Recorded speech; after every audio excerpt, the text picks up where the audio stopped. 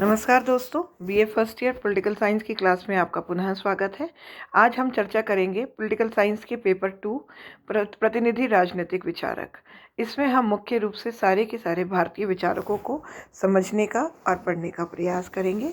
उसी जिस प्रकार से पेपर 1 में है वैसे ही पेपर 2 में 3 सेक्शन है, खंड ए, खंड ख और खंड ग। Section A, section B, section C. Section A के अंदर हम मनु, कौटिल्य और शुक्र की बात करेंगे। आज हम इस सेक्शन को समझने का प्रयास करते हैं। रेगुलर क्लासेस में हम इन हर एक विचारक को मुख्य रूप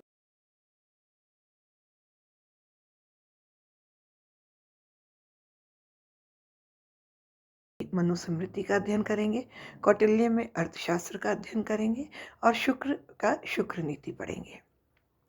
पिछली क्लास में, पिछले ट्यूटोरियल में जब हमने बात करी थी सेक्शन सी की, राजनीति विज्ञान के मूल सिद्धांतों की, तो हमने बात करी थी राजनीतिक सिद्धांत को समझने के लिए कई प्रकार के राजनीतिक विचारधाराएं हैं। उसमें मुख्य रूप से राज्य, सरकार और व्यक्ति के अंतः संबंधों और संचालन का हम अध्ययन करते हैं। उसी कड़ी में हम मनु, कौटिल्य और शुक्र को समझने का प्रयास करेंगे। हम इसी कड़ी में बात करते हुए पुनः बात करेंगे कि मनु ने सर्वप्रथम बात करी कि राज्य व जनता के बीच में एक अराजकता की स्थिति थी। यहाँ पर इस स्थिति को उन्होंने मत्स्य न्याय बताया।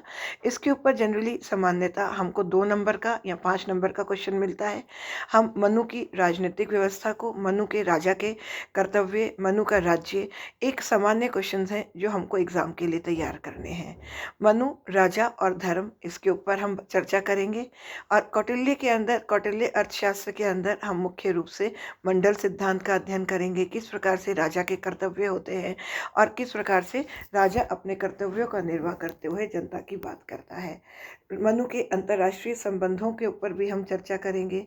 मनु के साम, दाम, दंड, भेद के साथ साथ हम कौटिल्य के संबंधों के बारे में पढ़ने का प्रयास करेंगे। मनु और कौटिल्य दोनों के तुलनात्मक अध्ययन के ऊपर भी हम बल देंगे।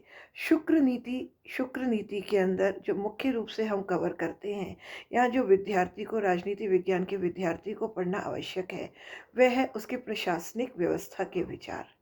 हम इनको पढ़ेंगे और इनको समझने का प्रयास करेंगे।